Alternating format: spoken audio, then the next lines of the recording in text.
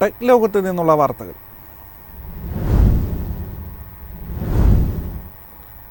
Tamil Nadu ശ്രീപെരുമ്പത്തൂരിലെ Samsung India ഫാക്ടറിയിൽ നടത്തിവന്ന തൊഴിലാളി സമരം പിൻവലിച്ചു. സസ്പെൻഡ് ചെയ്ത ജീവനക്കാർക്കെതിരായ അച്ചടക്ക നടപടി ലേബർ ഡിപ്പാർട്ട്മെന്റ് കൈകാര്യം ചെയ്യുമെന്ന കമ്പനി ഉറപ്പു നൽകിയതോടെയാണ് സമരം അവസാനിപ്പിച്ചത്.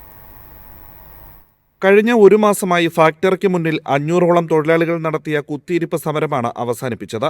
സസ്പെൻഡ് ചെയ്ത 23 തൊഴിലാളികളെ തിരിച്ചെടുക്കണമെന്നാവശ്യപ്പെട്ടുകൊണ്ട് തൊഴിലാളി യൂണിയനായ സാംസങ് ഇന്ത്യ എംപ്ലോയീസ് യൂണിയന്റെ നേതൃത്വത്തിലായിരുന്നു സമരം. എന്നാൽ ഒരു മാസം നീണ്ടുനിന്ന സമരത്തിന് ശേഷം ഇതിൽ വിട്ടുവീഴ്ച ചെയ്യുകയായിരുന്നു.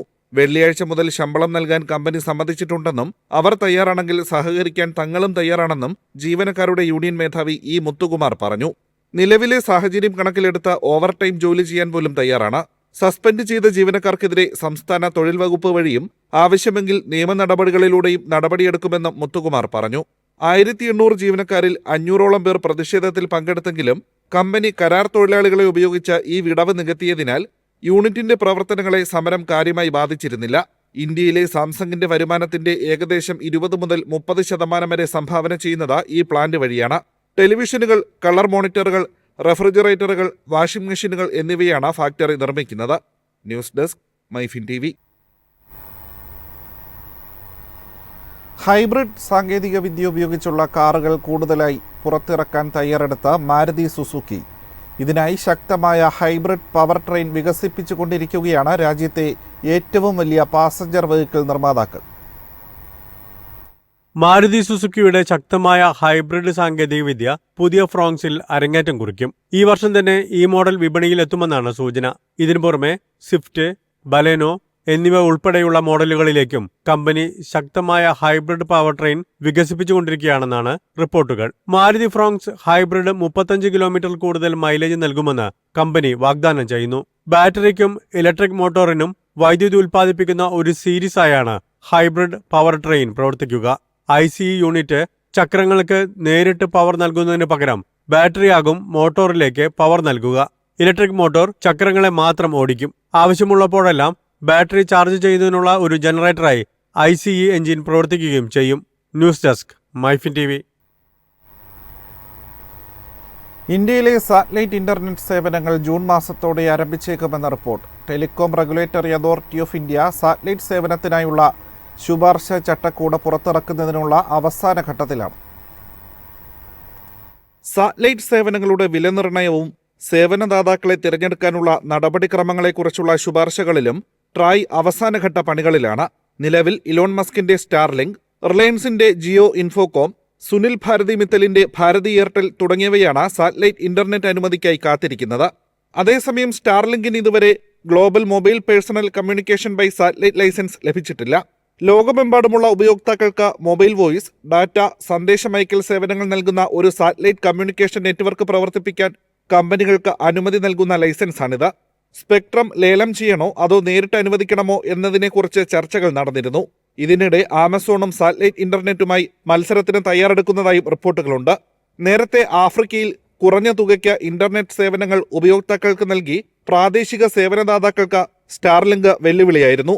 ഇതേ രീതിയിൽ ഇന്ത്യൻ വിപണിയും പിടിക്കാനാണ് മസ്കിന്റെ തീരുമാനം.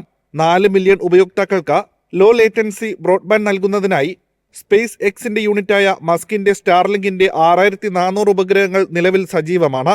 കേന്ദ്ര സർക്കാരിന്റെ അനുമതി ലഭിച്ചാൽ ഉടൻ തങ്ങളുടെ സാറ്റലൈറ്റ് ടെലികോം സേവനം ആരംഭിക്കാൻ തയ്യാറാണെന്ന് ഭാരതി എന്റർപ്രൈസസിന്റെ വൈസ് ചെയർമാൻ രാജൻ ഭാരതി മിത്തൽ നേരത്തെ പ്രഖ്യാപിച്ചിരുന്നു. നിലവിൽ ഗുജറാത്തിലും തമിഴ്നാട്ടിലും എയർടെൽ സാറ്റലൈറ്റ് ഇന്റർനെറ്റിന് വേണ്ടിയുള്ള ബേസ് സ്റ്റേഷനുകളുടെ ജോലികൾ പൂർത്തിയാക്കിയിട്ടുണ്ട്. നിലവിൽ 635 ഉപഗ്രഹങ്ങൾ ഇതിനായി എയർടെൽ വിക്ഷേപിച്ചിട്ടുണ്ട്. News desk, MyFin TV. Car വാങ്ങുന്നവർക്കായുള്ള ധനസഹായ ഓപ്ഷനുകൾ വർദ്ധിപ്പിക്കുന്നതിനായി മാരുതി സുസുക്കി ഹീറോ ഫിൻകോർപ്പുമായി സഹകരിക്കുന്നു. പുതിയതും ഉപയോഗിച്ചതുമായ കാർ വാങ്ങുന്നവർക്കുള്ള ധനസഹായ പദ്ധതി വിപുലീകരിക്കുന്നതിനാണ് സഹകരണം. ഉപഭോക്താക്കൾക്ക് മാരുതി സുസുക്കിയുടെ ഡീലർഷിപ്പ് ശൃംഖലയും ഹീറോ ഫിൻകോർപ്പിന്റെ സാമ്പത്തിക പരിഹാരങ്ങളും പ്രയോജനപ്പെടുത്തുക എന്നതാണ് പങ്കാളിത്തത്തിന്റെ ലക്ഷ്യം. ഇരു കമ്പനികളിലെയും മുതിർന്ന ഉദ്യോഗസ്ഥരുടെ സാന്നിധ്യത്തിലാണ് കരാർ ഔദ്യോഗികമായി അംഗീകരിച്ചത്. ഇന്ത്യയിലുടനീളമുള്ള ഉപഭോക്തൃ ശൃംഖലയെ കമ്പനിയുമായി കൂടുതൽ അടുപ്പിക്കുകയും ധനകാര്യ വ്യവസ്ഥ സുഗമമാക്കുകയുമാണ് ഈ പങ്കാളിത്തത്തിലൂടെ ലക്ഷ്യമിടുന്നതെന്ന് മാരുതി സുസുക്കിയിലെ ഉന്നത ഉദ്യോഗസ്ഥൻ പറഞ്ഞു. കാർ ഫിനാൻസിംഗ് മേഖല നിരന്തരം വികസിച്ചുകൊണ്ടിരിക്കുകയാണ്. ഇതിനായി സുതാര്യവും ആകർഷകവുമായ ധനസഹായ പരിഹാരങ്ങൾ വാഗ്ദാനം ചെയ്യാനുള്ള പദ്ധതിയാണ് ഹീറോ ഫിൻകോർപ്പുമായി ചേർന്ന് തയ്യാറാക്കുന്നതെന്നും കമ്പനി വ്യക്തമാക്കി. അതേസമയം രാജ്യത്തിന്റെ അഭിലാഷങ്ങൾ സാക്ഷാത്കരിക്കുക എന്ന ദൗത്യത്തിലാണ് തങ്ങളെന്ന് ഹീറോ ഫിൻകോർപ്പ് പറഞ്ഞു. ഓരോ ഇന്ത്യക്കാരനും കാർ ഉടമസ്ഥാവകാശം എളുപ്പവും തടസ്സരഹിതവുമാക്കുന്നതിലേക്ക് മാരുതി സുസുക്കിയുമായുള്ള ഈ പങ്കാളിത്തം ഞങ്ങളെ ഒരുപടി കൂടി മുന്നോട്ട് കൊണ്ടുപോകുന്നതായും ഹീറോ ഫിൻകോർപ്പ് കൂട്ടിച്ചേർത്തു. News desk MyFin TV.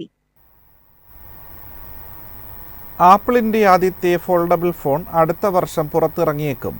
ഏകദേശം $2,500 വിലമതിക്കുന്ന പ്രീമിയം മോഡലുമായാണ് ഫോൾഡബിൾ സ്മാർട്ട് ഫോൺ 2026 അവസാനത്തോടെ ആപ്പിൾ വിപണിയിൽ അവതരിപ്പിക്കുക. ലോകത്തിലെ തന്നെ മുൻനിര സ്മാർട്ട് ഫോൺ നിർമ്മാതാക്കളായി നിലനിൽക്കുമ്പോഴും ഫോൾഡബിൾ ഫോണുകൾ ആപ്പിളിന്റെ ബലഹീനതയായിരുന്നു. വിപണിയിൽ പ്രധാന എതിരാളിയായ സാംസങ് അടക്കമുള്ള കമ്പനികൾ ഫോൾഡബിളുമായി കളനിറയുമ്പോൾ പോലും ആപ്പിൾ മടക്കാനാവുന്ന ഫോൺ അവതരിപ്പിച്ചിട്ടില്ല. സാംസങ്ങിന്റെ ഗാലക്സി ദ ഫോൾഡ് സീരീസും ദ ഫ്ലിപ്പും ഉപഭോക്താക്കൾക്കിടയിൽ വലിയ സ്വാധീനം സൃഷ്ടിച്ചിരുന്നു. എന്നാൽ ഈ പോരായ്മ പരിഹരിച്ചുകൊണ്ട് ആപ്പിൾ പുതിയ ഫോൾഡബിൾ ഫോൺ പുറത്തിറങ്ങാനൊരുങ്ങുകയാണെന്നാണ് റിപ്പോർട്ടുകൾ.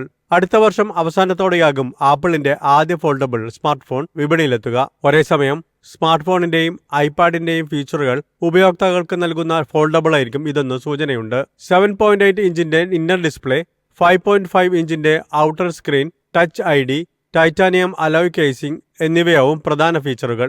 ആദ്യഘട്ടത്തിൽ 3 മുതൽ 5 മില്യൺ യൂണിറ്റുകൾ വരെ നിർമ്മിക്കും. ഏകദേശം 2,17,500 ഇന്ത്യൻ രൂപയ്ക്കായിരിക്കും ഫോൺ ഇന്ത്യൻ മാർക്കറ്റിൽ ലഭ്യമാവുക.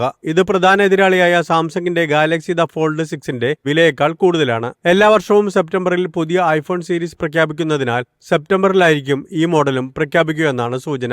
ആപ്പിൾ ഐഫോൺ 18 സീരീസിന്റെ പ്രഖ്യാപനവും ഇതോടനുബന്ധിച്ച് ഉണ്ടായേക്കും. News desk MyFin TV.